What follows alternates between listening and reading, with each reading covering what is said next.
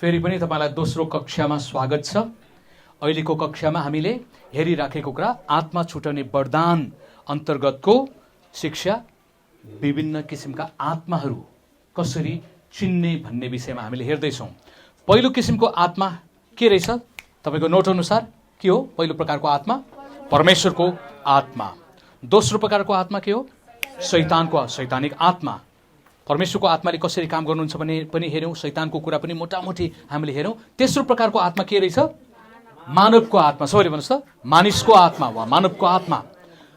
र मान्छेले पनि विभिन्न तरिकाले काम गर्न सक्छ। अहिले हामी अर्को एउटा आत्मिक प्राणीको बारेमा हेर्नेछौँ, स्वर्गदूतको आत्मा वा स्वर्गदूत। सबैले भन्नुहोस् त, स्वर्गदूत। ल, सबैभन्दा बाइबलको पद त्यहाँ तयारी छ, नानीहरू त्यहाँ पढ्नलाई तयारी भने हिब्रू 1को 14 पदबाट हामी सुरु गर्नेछौँ है त। अलिक अगाडि आएर पढौँ, किन भन्दाखेरि यता चाहिँ क्यामेराले तपाईँलाई हेरिरहेछ। हिब्रू 1को 14 पद, के ती सबै स्वर्गदूतहरू मुक्ति पाउनेहरूका खातिर सेवा गर्नलाई पठाएका सेवा गर्ने आत्माहरू होइनन्? आमेन। बाइबलले स्वर्गदूतको बारेमा हामीलाई धेरै कुराहरू बताउँछ। स्वर्गदूतको धेरै कामहरू छ। अहिले हामी केही पद हेर्नेछौँ अनि त्यसपछि म स्वर्गदूतको 4वटा महत्त्वपूर्ण कामको बारेमा पनि बताउँछु है। स्वर्गदूत पहिला पदहरूबाट हामी केही कुरा हेर्नेछौँ। मुक्ति पाउनेहरूको लागि, उद्धार पाएका व्यक्तिहरूलाई सेवा गर्नलाई खटाइएको आत्मा भन्ने कुरा यो कुराले हामीलाई देखायो।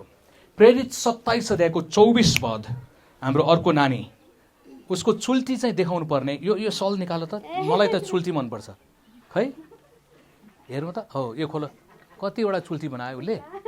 ल चुल्टी देखाउ न, मलाई त मनपर्छ कि। अलि यता हो, ल नानी यता हो, चुल्टी। ल चुल्टीवाला नानीले पढाउँ त। प्रेरित 27को 24, उनले मलाई भने, पाउल नडराऊ, तिमी कैसरको सामु अवश्य खडा हुनुपर्छ र हेर, तिमीसँग जहाजमा चढ्ने जति सबैका प्राण परमेश्वरले तिम्रो हातमा दिनुभएको छ। आमेन।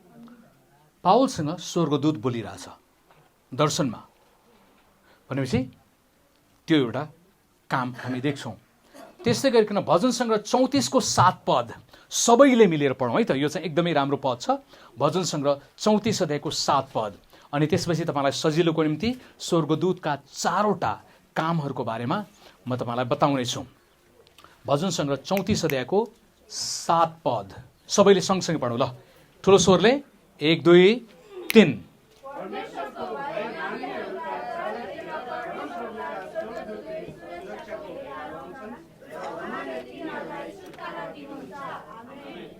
आमेन। परमेश्वरको चारैतिर, परमेश्वरको जनको चारैतिर स्वर्गदूतहरू रहन्छन् र तिनीहरूलाई, परमेश्वरको जनलाई ती स्वर्गदूतले पनि छुटकारा दिँदो रहेछ। अब नेपालको मण्डलीमा स्वर्गदूतको बारेमा धेरै कुराकानी गरिएको छैन। आत्मा छुटाउने वरदान अन्तर्गत ठ्याक्कै यो शिक्षाले त्यतिको मद्दत नगर्ला, तर पनि हामीले बुझेको राम्रो। 4 प्रकारका आत्माहरू छन् भनेर बुझ्ने क्रममा हामीले पहिलो परमेश्वरको आत्मा, पिता, पुत्र, पवित्र आत्मा, त्यो एउटै उसमा पर्यो, पहिलो उसमा। दोस्रो परमेश्वरको आत्मा पछि शैतानको आत्मा, तेस्रो मानिसको आत्मा, र अर्को आत्मिक प्राणीहरू पनि छ जसलाई हामीले देख्दैनौँ, तिनीहरू स्वर्गदूतहरू हुन्। अब स्वर्गदूतको चाहिँ 4वटा मूल कामहरू छ। मार्कर कहाँ गयो? एउटा त देखेँ मैले, कालो कालो कालो हो यो, गुड। ल एउटा शब्द चाहिँ मैले लेखिदिएँ सजिलोको निम्ति, तपाईँले स्वर्गदूतको काम बुझ्नुको निम्ति। आ ल स म भन्ने शब्द पक्रिनु भयो भने तपाईँलाई सजिलो हुन्छ स्वर्गदूतको 4वटा काम बुझ्ने सजिलो तरिका। सबैले भन्नुहोस् त, आलसम। ल पहिलो आबाट हाम्रो भाइले, पहिलो आबाट पहिलो काम, स्वर्गदूतहरूले आराधना गर्छन्। हालेलुया। बत्ती गएको हो कि जस्तो लाग्यो हो, के हो सुजु? ल त्यो गए पनि मतलब भएन। पहिलो काम 1 नम्बरमा, 1 नम्बर लेखौँ त्यहाँ। स्वर्गदूतले आराधना, स्तुति, प्रशंसा, परमेश्वरको प्रशंसा, बढाई, परमेश्वरको प्रचार प्रसार, परमेश्वरलाई उचाल्ने काम उसले गरिराखेको हुन्छ। स्वर्गदूतको एउटा महत्त्वपूर्ण काम। केही पदहरू हामी हेर्नेछौँ स्वर्गदूतको मुख्य काम आराधना। प्रकाश 4को 8 पद, प्रकाश 8को 5को 11 र 12 पद पनि। ल नानीहरूको पालो है त। प्रकाश 4को 8 पद हामी मिलेर यसलाई हेर्नेछौँ। स्वर्गमा स्वर्गदूतले परमेश्वरको आराधना, स्तुति, प्रशंसा लगातार तिनीहरूले गरिराखेका हुन्छन्। ल अलिकति अगाडि आएर पढौँ यता। ती चारैवटा प्राणीका 6-6वटा पखेटा थिए र चारैपट्टि र भित्रपट्टि आँखाहरूले भरेको थिए। दिनरात तिनीहरू नथामिकन यसो भन्दै गाइरहन्छन्, पवित्र पवित्र पवित्र परमप्रभु सर्वशक्तिमान परमेश्वर, जो हुनुहुन्थ्यो र हुन आउनु र हुनुहुन्छ र आउनुहुनेछ।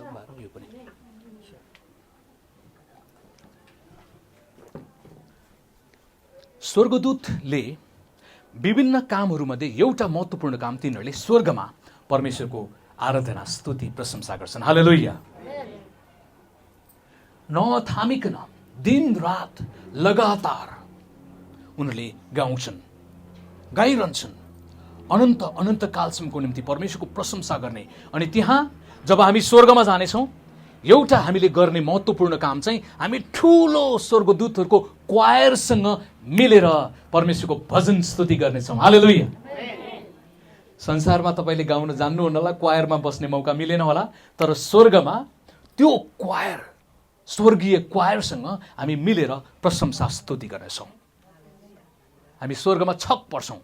त्यहाँ हजारौँ, लाखौँ, करोडौँ मानिसहरूले, विभिन्न जात जातिका मानिसहरू, विभिन्न देशबाट, भाषाबाट आएका मानिसहरूले परमेश्वरको स्तुति प्रशंसा गर्छन्। हामीले अब्राहम बाजेलाई देख्नेछौँ, सारा बजैलाई देख्नेछौँ, पावलहरूलाई, सिलासहरूलाई, तिमोथीहरूलाई, विभिन्न व्यक्तिहरूलाई, बाइबलका यी चरित्र व्यक्तित्वहरूलाई देख्नेछौँ। तिनीहरूसँग हामी सँगै मिलेर परमेश्वरको आराधना गर्नेछौँ। हालेलुया।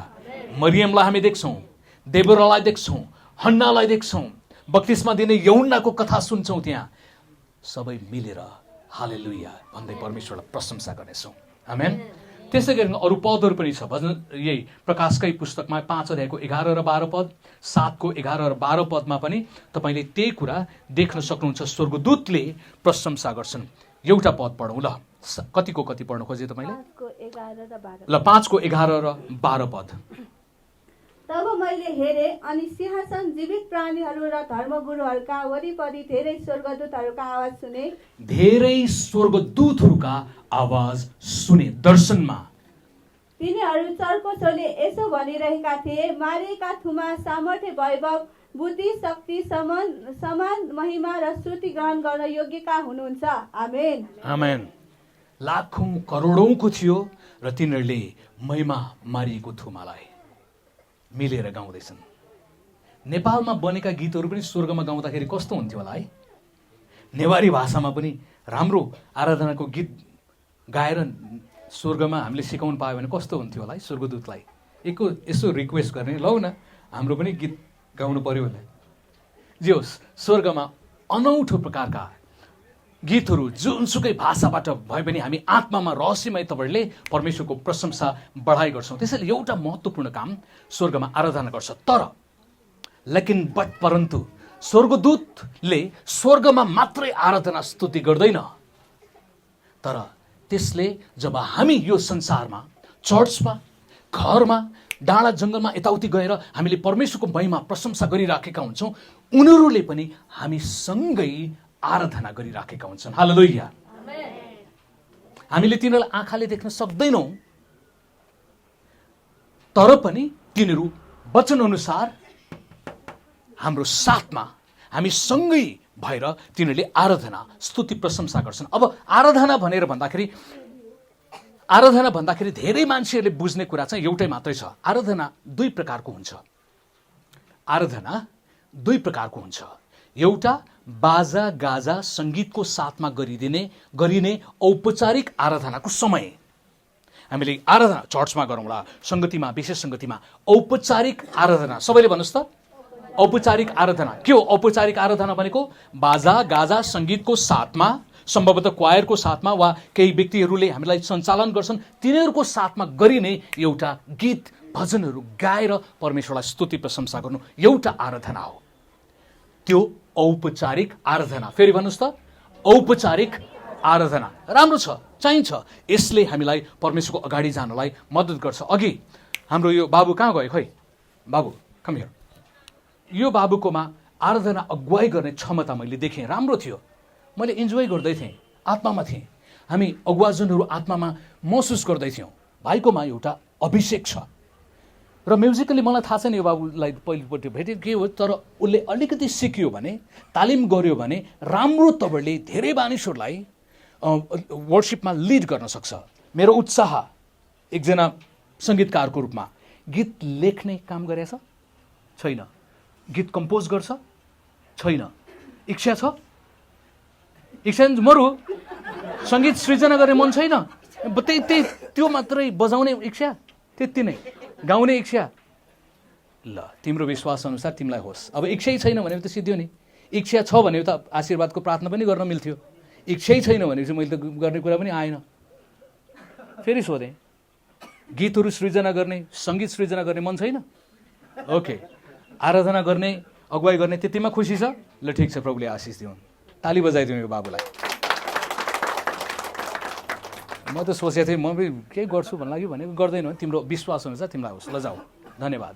बाइबलको चलन हो, जबरजस्ती गर्न मिल्दैन।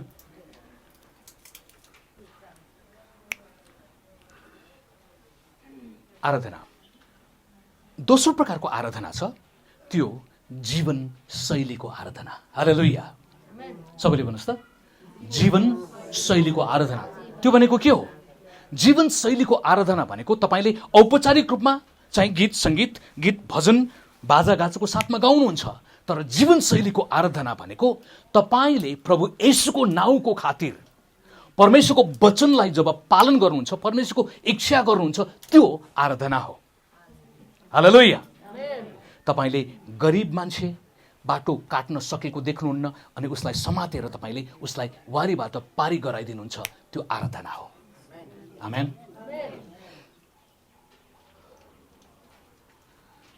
तपाईँ जेलमा जानुहुन्छ, मान्छे मरेका मान्छेहरूलाई, विपत्तिमा परेका मान्छेहरूलाई तपाईँ भेट्नुहुन्छ, त्यो अदृश्य आराधना हो।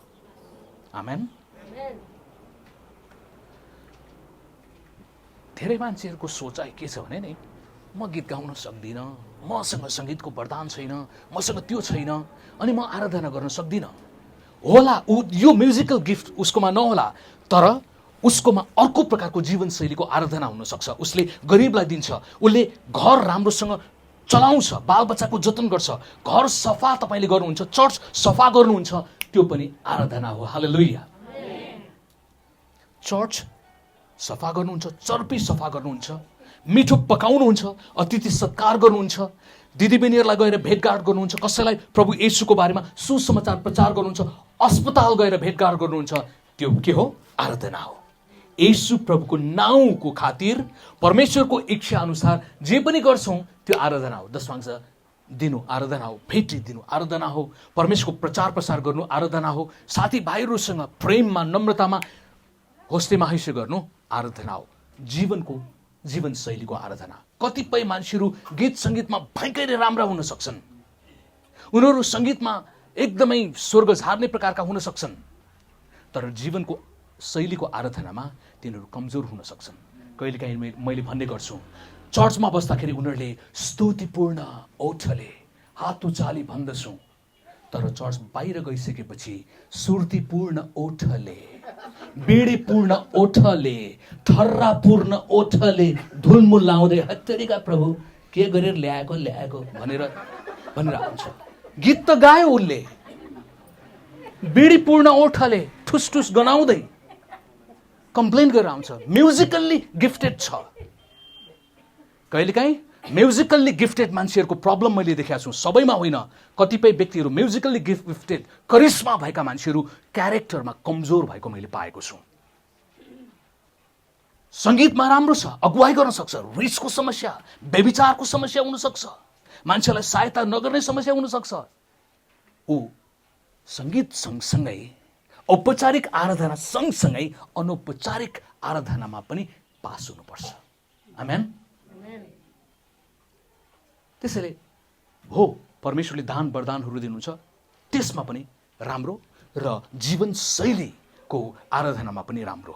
तपाईँ सफाचट भएर हिँड्नुहुन्छ त्यो पनि राम्रो चिज हो। गीत त गाइराखेको छ, तर आजभोलि गर्मी महिनामा तपाईँ बोका जस्तो गनाउँदै हिँड्नुहुन्छ, बाख्री जस्तो गनाउँदै हुनुहुन्छ, नुहाउँ धुवाई कुरा केही पनि गर्नुहुन्न, प्रभुले दिल मात्र हेर्नुहुन्छ भन्नु पनि मिल्दैन। गन्ध भगाउने काम तपाईँले गर्न सक्छ भने गर्नु पर्यो, न त अल्छीपनाको आत्माले काम गर्यो अनि प्रभुलाई बहाना दिँदैन मेरो हृदय हेर भन्न मिल्दैन। गन्ध पनि भगाउने, नुहाई धुवाई पनि गर्ने, सफाचट पनि गर्ने, प्रभुको स्तुति महिमा पनि गर्ने। हालेलुया। ताकि तपाईँलाई त केही समस्या नहोला, तपाईँको साथी नजिकै बस्ने मान्छेलाई बोका आयो कि गुन्द्रुकको पोको बोकेर हिँडेको छ कि क्या हो, छुजुल छुजुल भनेर उसले हेर्न नपरोस् न। प्रभुको जन के हुनुपर्छ? शरीरमा पनि राम्रो, आत्मामा पनि राम्रो, सन्तुलित भएर हामी बढ्नुपर्छ। परमेश्वरको चाहना चाहिँ सन्तुलित तपाईँले हुनुपर्छ।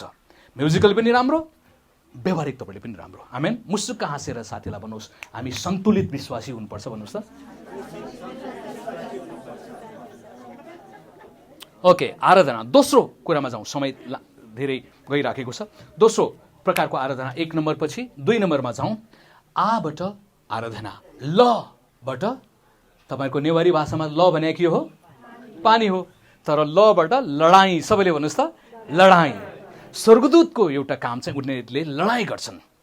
लडाईँ आत्मिक युद्धमा तिनीहरू सहभागी हुन्छन्। स्वर्गदूतहरू हामीसँग आराधनामा सहभागी हुन्छन् भन्ने कुरामा कहिलेकाहीँ आत्मा छुटाउने वरदान भएका मानिसहरूले स्वर्गदूतलाई तिनीहरूले स्वर्गदूतको उपस्थिति दर्शनद्वारा देख्न सक्छ। यसैयाले यसैया 6 अध्यायमा दर्शन देख्दैछ स्वर्गदूतलाई। दानियलले स्वर्गदूतलाई देख्दैछ, स्वर्गदूत आएर बोल्दैछ। अनि त्यो कुरा त्यो बेलामा मात्र होइन, अहिले पनि कतिपय मान्छेहरू हुन सक्छन् जो स्वर्गदूतसँग बोल्छन्, स्वर्गदूतसँग तिनीहरूको सञ्चार हुन सक्छ। उसले आत्मामा स्वर्गदूतहरू हिँडेको कुराहरू थाहा पाउन सक्छ। मेरो स्वर्गदूतसँगको अनुभव 4वटा विभिन्न चिजहरू छ। मैले त्यो मेरो यो लकडाउनको बिचमा, पहिलो लकडाउनमा मैले मेरो आफ्नो जीवन गवाहीहरू, कहानीहरू लेख्न थालेँ। एउटा अनौठो अनुभव मेरो छ आराधनाको सवालमा। म एकचोटि नवलपरासीको एउटा चर्चमा बोल्दै थिएँ, त्यहाँ आराधना भइराखेको थियो। म त्यहाँको पास्टर अगुवाहरूको विशेष कार्यक्रमको निम्ति वक्ता थिएँ। अनि त्यहाँ आराधना चलाइराखेको थियो। म अलिकति ढिला आएँ, आज जस्तै 1 घन्टा ढिला। अनि पछाडि बस्दै गर्दाखेरि मलाई अचम्म लाग्यो, मैले साँच्चै नै मेरो आँखाले देख्न सक्ने प्रकारकै स्वर्गदूतहरू अगाडि त्यो स्टेजमा ती क्वायरको ग्रुपभन्दा पछाडि बसेर तिनीहरू गीत गाउँदै थिए, पखेटा हल्लाउँदै नाच्दै थियो। मेरो जीवनमा झन्डै 40 वर्षको क्रिस्चियन जीवनमा पहिलो पटक स्वर्गदूतलाई मैले दर्शनमा चर्चमा झन्डै यही आँखाले, नाङ्गो आँखाले देखे जस्तै प्रकारले देखेँ। छक परेँ। पहिला त मैले सम्झेँ क्वायर ग्रुप निकै रहेछ कि क्या हो भने, तर राम्रोसँग हेरेँ होइन, तिनीहरूको ड्रेस अर्कै थियो।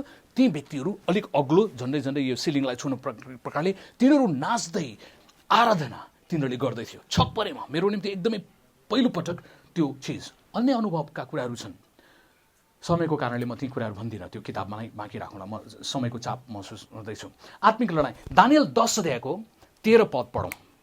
सबैले पढौँ नि त सजिलोको निम्ति। दानियल 10 अध्यायको 13 पद। ल, नानीले चाहिँ अगाडिबाट ठुलो स्वरले पढ्दियो, तर अरूहरूले पनि तपाईँले आफ्नो ठाउँमा पढौँ। मलाई त तिम्रो चुल्टी हेर्नु मन लाग्यो, खोलिदिएँ ल मैले। ल खै एकछिन निकालेँ मैले, यस्तो राम्रो चुल्टी लुकाएर राख्छ यार, छुजु ल ल मैले यहाँ फाल्दिएँ। त्यहाँ चुल्टी भने देखाउनु पर्ने चिज हो क्या। मलाई चाहिँ चुल्टी मनपर्छ। म तपाईँलाई अर्को जानकारी दिउँ है। म जब स्कुलमा कलेजमा पढाउन जान्छु नि, 4 दिनको 5 दिनको छ भने अन्तिम दिनमा चाहिँ मैले सबै दिदीबहिनीहरूलाई चुल्टी बाट्न लगाउँछु। बुढी आमाहरूले पनि पाल्नुहुन्छ अनि तिनीहरूलाई म नाच्न लगाउँछु।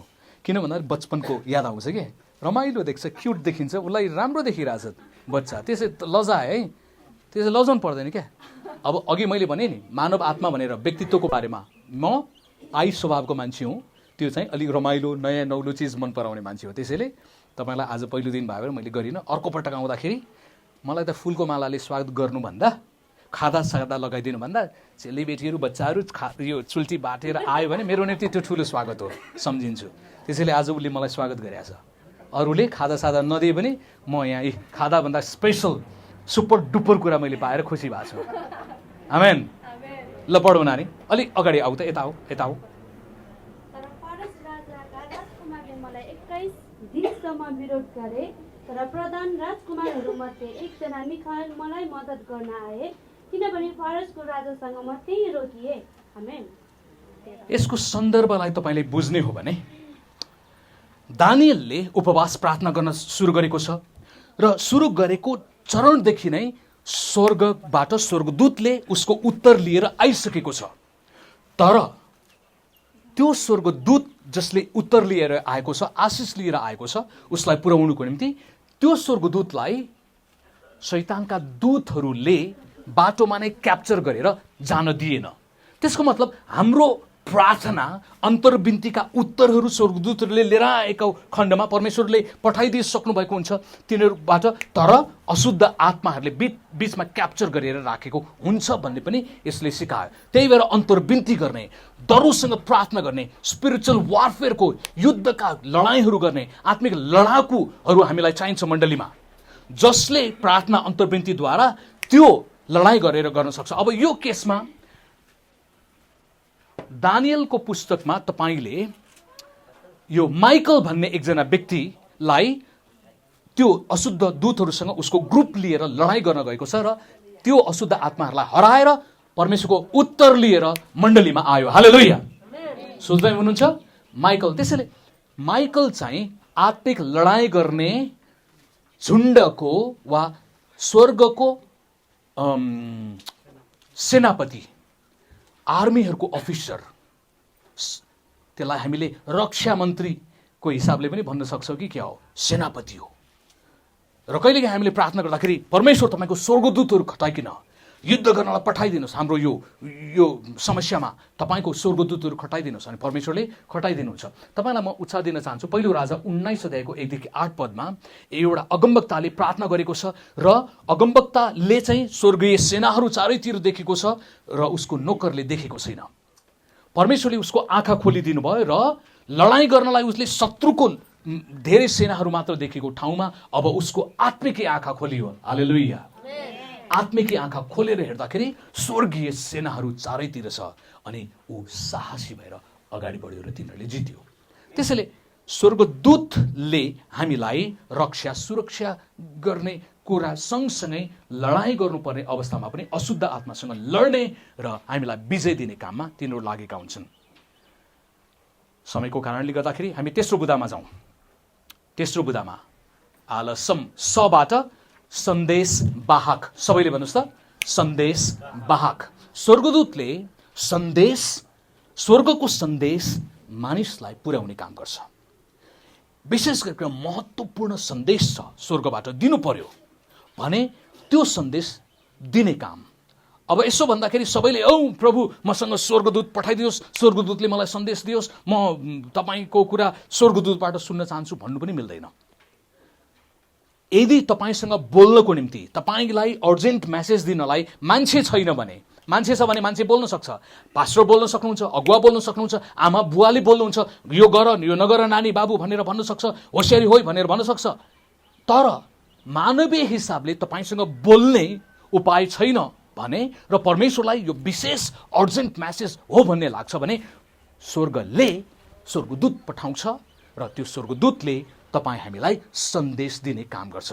बाइबलभरि विभिन्न पदहरू हामी हेर्छौँ। दानियल 8 अध्यायको 15 र 16 पद, लुका 1 अध्यायको 26 देखि 36 सम्म हामीले हेऱ्यौँ भने मरियम बिहान आफ्नो नित्य काम धन्दामा छ र स्वर्गले गाब्रियललाई, जो चाहिँ स्वर्गको सञ्चार मन्त्री हो, सबैले भन्छ त गाब्रियल, माइकल चाहिँ रक्षा मन्त्री हो तर गाब्रियल चाहिँ सञ्चार मन्त्री हो। उनले स्वर्गको मेन म्यासेज आफै आएर मरियमलाई भन्यो, मरियम नडराऊ, किनभने परमेश्वरले तिमीलाई कृपा पात्र बनाउनु भएको छ, तिमी गर्भवती हुनेछौ, तिमीले छोरा जन्माउनेछौ, उसको नाम येशू राख्नु र यो परमेश्वरबाट हुनेछ। मरियम अकमक्क पर्यो, अरे मैले बिहा पनि गरेको छैन, कसरी हुन सक्छ? गाब्रियलले भन्यो, परमेश्वरको कृपा तिमी माथि रहेको छ। अगमवक्ताहरूले भनेको हेर कन्या गर्भवती हुनेछ भन्ने कुरा तिमी माथि पुरा हुन आएको छ, आउँदो वर्षमा यो कुरा हुनेछ। मरियम छक्क पर्यो र स्वर्गदूतले बताए अनुसार मरियम गर्भवती भयो र 1 वर्षपछि उसले 10 महिनापछि बच्चा पाएर उद्धारकर्ता येशू प्रभुलाई जन्म दियो। त्यसैले स्वर्गले महत्त्वपूर्ण सन्देश पठाउने काम गर्छ। विशेष जटिल परिस्थितिहरूमा हामीलाई सन्देश चाहिएको छ, बुझ्नु परेको छ भने यो काम हुन सक्छ। मा जाउँ हामी समयको कारणले। हाम्रो 3 बजेसम्म भने होइन त भाइ हो, हामीले 1 घन्टा ढिला गऱ्यौँ नि है, त्यो कारणले गर्दाखेरि म समयको चापमा छु। मलाई चाहिँ सकभर समयमा छोड्न मन लाग्छ।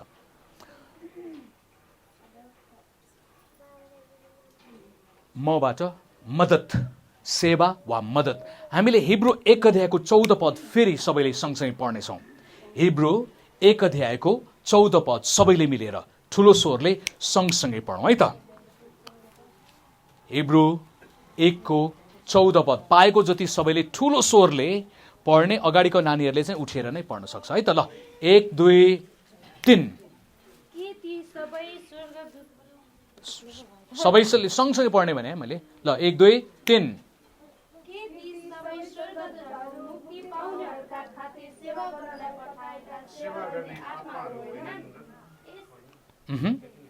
प्रश्न गरेछ तिनीहरू के स्वर्गदूतको मुख्य अर्को एउटा काम के रहेछ? त्यो पद अनुसार सेवा गर्ने आत्माहरू। याद गर्नुहोस्, परमेश्वरको मात्र सेवा गर्दैन, परमेश्वरको जनको पनि त्यसले सेवा गर्छ। हालेलुया। तपाईँले विश्वास गर्नुहोस् नगर्नुहोस्, तपाईँको चारैतिर स्वर्गदूत छन्, अनि कहिलेकाहीँ अक्षरस रूपमा स्वर्गदूतले तपाईँलाई सहायता गर्न सक्छ। धेरै वर्ष अगाडि 1986 सालमा हामी सुदूरपश्चिममा यात्रा गर्न गएका थियौँ। अनि हामी 4 जना मानिसहरू थियौँ। यात्रा गर्ने क्रममा म चाहिँ टिमको कान्छो, त्यहाँको जुक्काहरूले खाएर थाकेर लोत हामी झन्डै दिनमा 14 घन्टा हिँड्नु पर्थ्यो। खानाको टुङ्गो थिएन। प्रचार प्रसार गर्न गएको सुदूरपश्चिममा बझाङ भन्ने ठाउँमा इन्डियाबाट। अनि हिँड्ने क्रममा कुरालाई छोटो बनाउने कोसिस गर्छु म। 4:30 बजीतिर हामी खाना खायौँ र त्यसपछि एउटा जग्गामा 3:30 बजे खाना खायौँ। त्यहाँबाट 15 मिनट अलिकति माथि हिँडेर डाँडामा पुग्यौँ र अब हाम्रो उकालो दरो जङ्गलको घना जङ्गलको हिँडाइ थियो। मेरो 3 जना साथीहरू चाहिँ अगाडि हिँडिसक्नु भयो। त्यो गर्न नहुने हो, तर हामी काठमाडौँमा बस्ने मान्छेहरू, अनुभव थिएन, साथीलाई कुर्नुपर्छ भन्ने सोचाइ पनि भएन। ती साथीहरू हिँडे, म चाहिँ रगत बगिरहेको थियो, जुकाले खाएर थाकेर। अब हामी 1 हप्ता 6 दिन 7 दिन करिब 1 हप्ता भएको थियो आउने जाने गर्दाखेरि। फर्किँदै थियौँ हाम्रो मिसन सकेर। दुख्यो, एकदमै थकै लाग्यो। अझै 4 घन्टा करिबन हिँड्नुपर्छ बाटो। एकैछिन चौतारामा बसेँ। मेरो अब दाइहरू, मेरो साथीहरू, 3 जना साथीहरू माथि पुगिसक्नुभयो डाँडामा। र मेरो दिमागमा एउटा प्रश्न, जिज्ञासा आयो। बाइबलमा भनेको छ सङ्कटको समयमा मलाई पुकार, म तिमीलाई सहायता गर्नेछु भन्ने मनमा आयो र मलाई विशेष प्रार्थना गर्न मन लाग्यो। र मैले अब त्यो बेलामा पञ्चायत काल भयो र मैले तलपट्टि हेरेँ कोही मान्छे आएको छ कि छैन भनेर। त्यहाँ चाहिँ एउटा स्लोप परेको डाँडो छ। करिब 10 मिनटसम्म त्यो बिस्तारै प्रकारको स्लोप परेको डाँडोमा को आयो को आएन तपाईँले देख्न सक्नुहुन्छ। पुरै 10 मिनट यताउतिको त्यो ठाउँमा। अब यो ठाउँ चाहिँ जङ्गल सुरु भएको छ, डाँडा छ। म चौतारामा बसिया छु। अनि उता जानु पर्ने छ, साथीहरू डाँडा पुगिसकेका छन्। मेरो मनले त्यही भने सङ्कटको समयमा पुकार। त्यसपछि मैले यता हेरेँ, 10 मिनटसम्म देखिने बाटो छ, कोही पनि छैन। यता हेरेँ, कोही पनि छैन। दायाँ बायाँ हेरेँ, कोही पनि छैन। मैले त्यहीँ नै बसेर 9 सेकेन्डको प्रार्थना गरेँ। परमेश्वर, तपाईँको वचनमा लेखेको सङ्कटको समयमा मलाई पुकार, म तपाईँलाई छुटाउनेछु। म दुःखमा छु, मलाई सहायता गर्नुहोस्। आँखा खोले।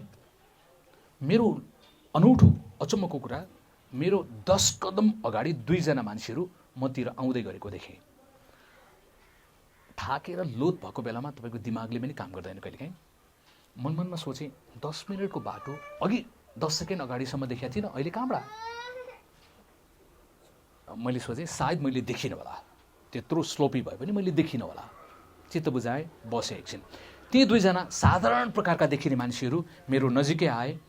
सानो भला कुरासरी गऱ्यो। कहाँ जान लाग्नु भयो भनेर उनीहरूले सोधे। म माथि डाँडामा जान लाग्यो। मैले सोधेँ तपाईँहरू कहाँ जान लाग्यो? तिनीहरू सामान्य नेपाली मेरै हाइटको मान्छेहरू, गाउँघरको मान्छे जस्तो देखिने।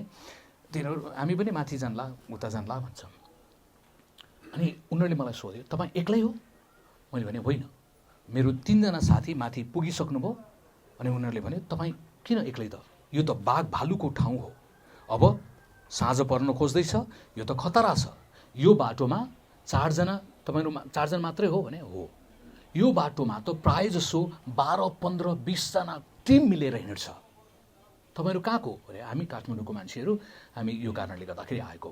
कहाँ जानु खोज्यो भने हामी इन्डियामा जानु खोज्यो। मैले भने तपाईँ कहाँ जान खोज्यो भन्दै तिनीहरूले हामी पनि इन्डिया जानुपर्छ भन्यो। त्यसपछि एकछिन म बसिरहेको थिएँ, कुराकानी गरेँ, बसेँ, थाकेँ, खाना पनि उता खाएर थाकेको छु नि, अलिकति फेरि रगत बगिरहेछ त्यहाँ जुकाले गर्दाखेरि। जुका, त्यहाँको जुकाहरू, म त काठमाडौँमा हुर्केको बच्चो, जुका त देखेकै थिइनँ। सानो जुका देखेको थिएँ, अबुई भनेर तर्सिने मान्छे। त्यहाँ पुग्दाखेरि त अबुई जुका त, भाइ तपाईँको औँला देखाउनुहोस् त, तपाईँको औँला, यो भाइको औँला जस्तो। त्यो खाएर टन्न भएपछि यस्तो मोटो हुने। रुखबाट पनि जुका झर्दो रहेछ, त्यहाँबाट पनि जुका, पिसा फेर्न गयो त्यहाँ पनि जुका, जताततै जुका।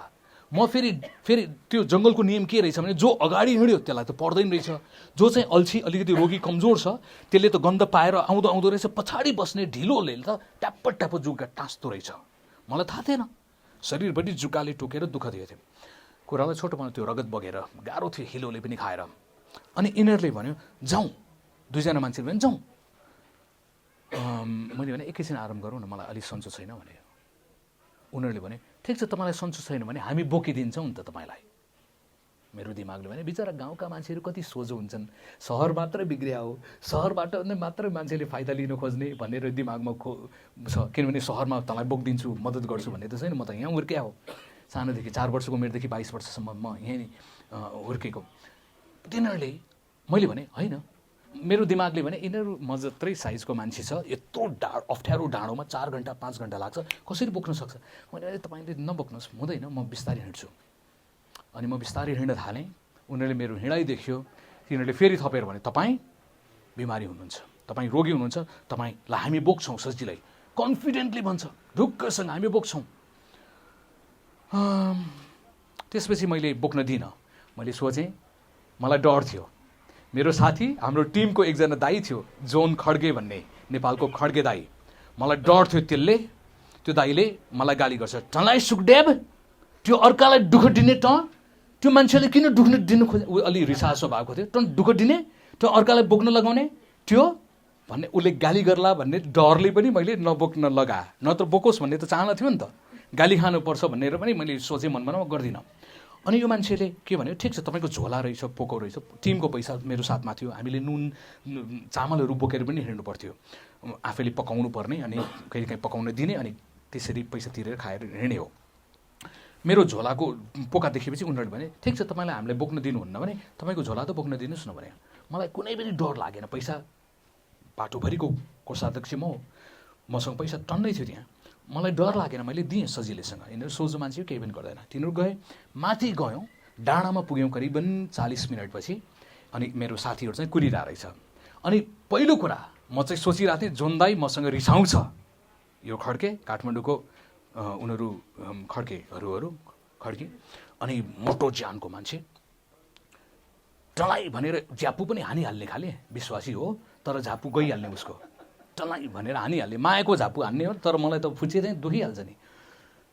तर माथि पुग्न साथ जोन दाई त खुसी भयो, ए सुखदेव तिमीले त्यस्तो राम्रो साथी पायो, मलाई त प्रभुले अगुवाई गर्नुभएको थियो, तिम्रो निम्ति मैले प्रार्थना गरेको थिएँ अघि भनेर जोन दाई भन्छ बा, कति खुसीसँग, एकदम खुसी छ। मैले सोचेको थिएँ यसले मलाई गाली गर्छ बोक्न लगायो भनेर, तर ऊ त खुसी छ, तिम्रो निम्ति प्रार्थना गर्दै थिएँ, प्रभु तपाईँले आफ्नो स्वर्गदूत पठाउनुहोस्, सहायता गर्नुहोस्, सहायता गर्ने मान्छे पठाउनुहोस्, र तिमीलाई प्रभुले साँच्चै नै सहायता गर्नुभयो, राम्रो भयो।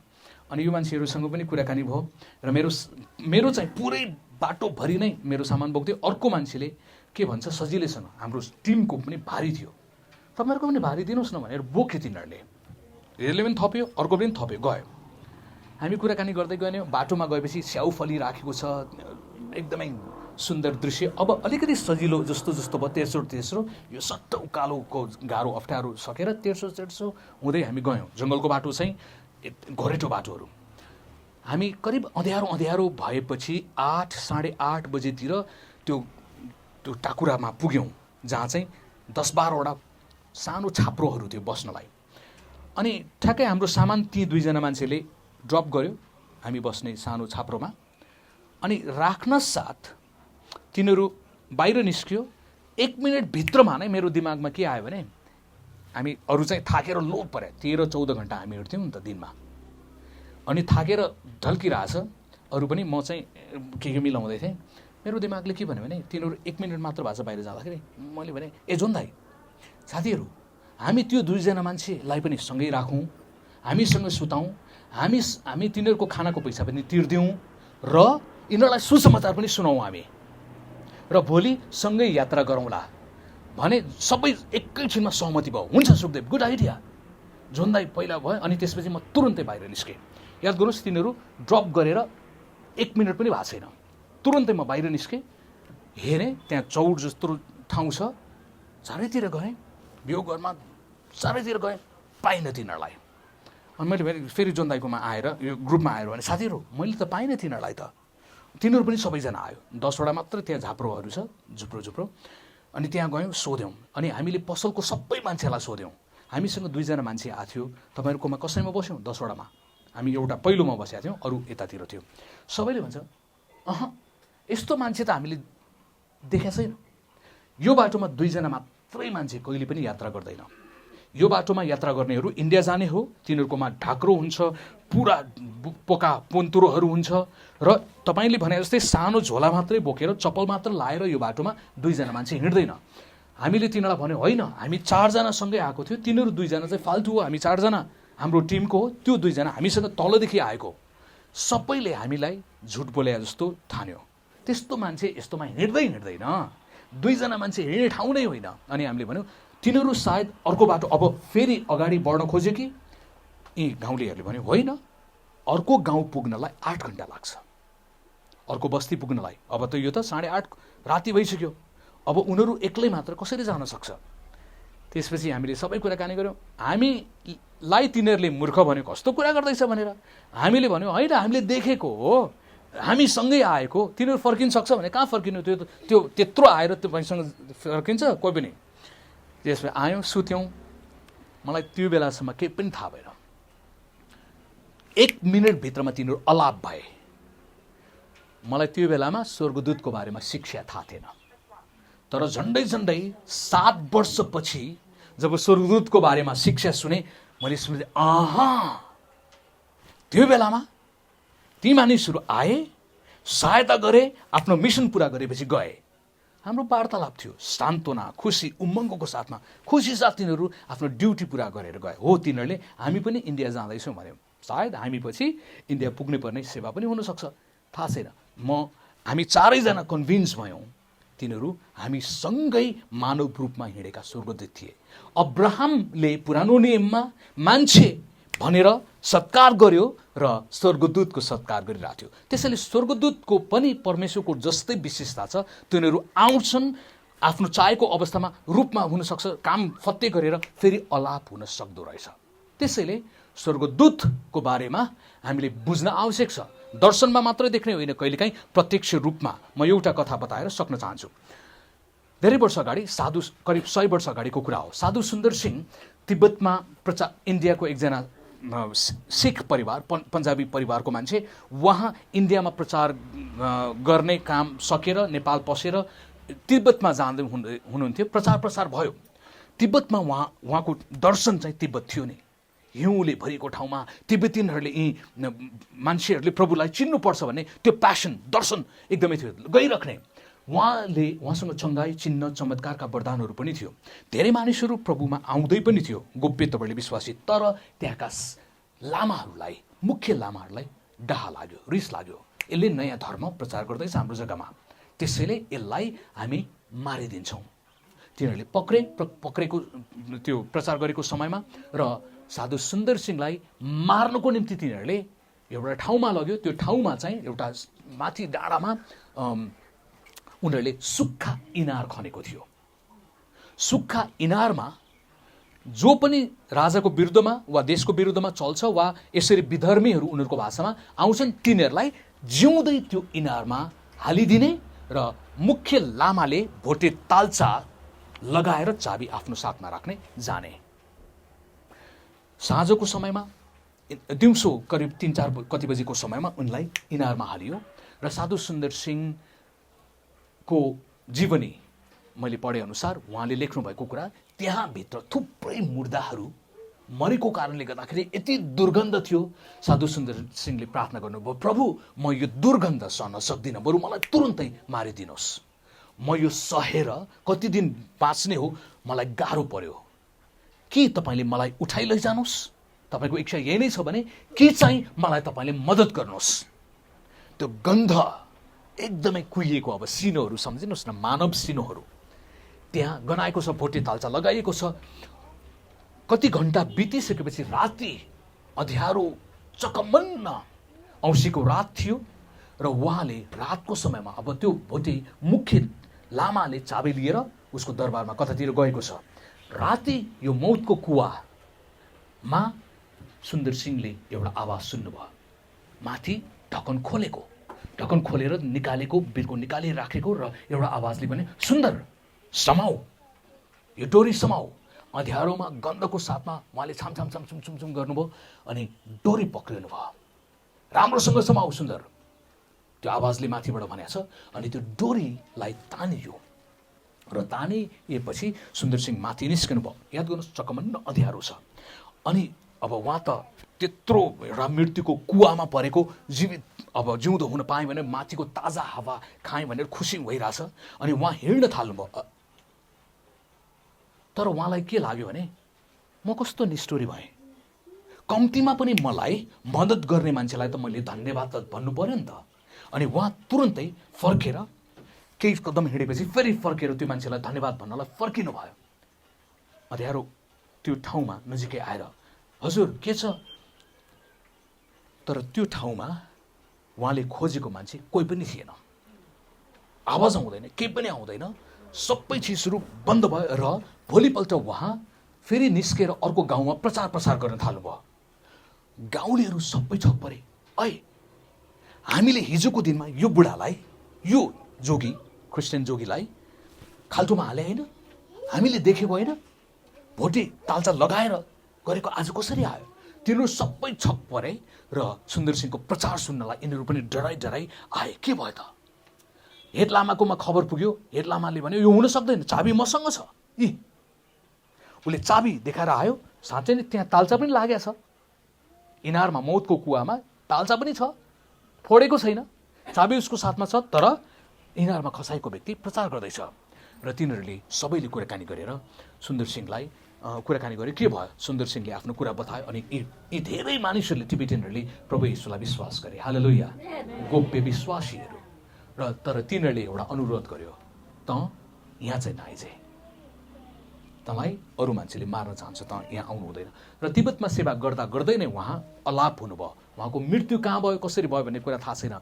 अब विभिन्न तपाईँले जे हो, स्वर्गदूतले गजबले आज पनि मद्दत गर्न सक्नुहुन्छ। हालेलुया। कहिलेकाहीँ मान्छे नै स्वर्गदूतको रूपमा हामीलाई परमेश्वरले पठाइदिन सक्नुहुन्छ, कहिलेकाहीँ अलौकिक तपाईँले तिनीहरू आएर मद्दत गर्न सक्छन्। त्यसैले आत्मा छुट्याउने वरदान अन्तर्गत हामीले कुराकानी गर्दाखेरि 4वटा आत्माको बारेमा बुझ्न आवश्यक छ। यसले हामीलाई अर्को गहिराइमा बुझ्नलाई सहायता गर्न सक्छ। ल, मेरो समय सकिएको छ, हामी प्रार्थना गरेर सक्नेछौँ। यदि तपाईँकोमा 1-2वटा प्रश्न छ भने तपाईँले सोध्न सक्नुहुन्छ। सायद म 1-2वटा तपाईँको प्रश्न जिज्ञासा यो विषयसँग सम्बन्धित कुराकानीको उत्तर दिनलाई तयारी छु, है त। प्रार्थना गरेर हामी सक्नेछौँ। जीवित परमेश्वर पिता, हामी धन्यवाद दिन्छौँ आजको दिनमा हामीले आत्मा छुटाउने वरदान अन्तर्गत भाग 1 को रूपमा हेरेका छौँ। 4 प्रकारका आत्माहरू, परमेश्वरको आत्मा, मानिसको आत्मा, शैतानको आत्मा, स्वर्गदूतको आत्मा र यिनीहरूको कामलाई पनि हामीले हेऱ्यौँ, कसरी थाहा पाउने भन्ने विषयमा। यहोवा परमेश्वर आत्मा छुटाउने वरदान अनुसार मण्डलीमा, हाम्रो सेवामा यो कुरा बुझेर अरूलाई पनि बुझाउँदै अगाडि बढ्नलाई चाहिने अनुग्रह, ज्ञान, बुद्धि, शक्ति दिनुहोस् भनेर बिन्ती गर्छौँ। धन्यवाद छ मन्न मिनिस्ट्री र आफ्ना छोराछोरीहरूमाथि, सबैमाथि आफ्नो मुहार प्रशस्त गरिकन चम्काउनुहोस् भनेर बिन्ती गर्छौँ। धन्यवाद सहित पवित्र येशू प्रभुको नाममा, आमेन, आमेन, आमेन। ल, सबैलाई जयमसी।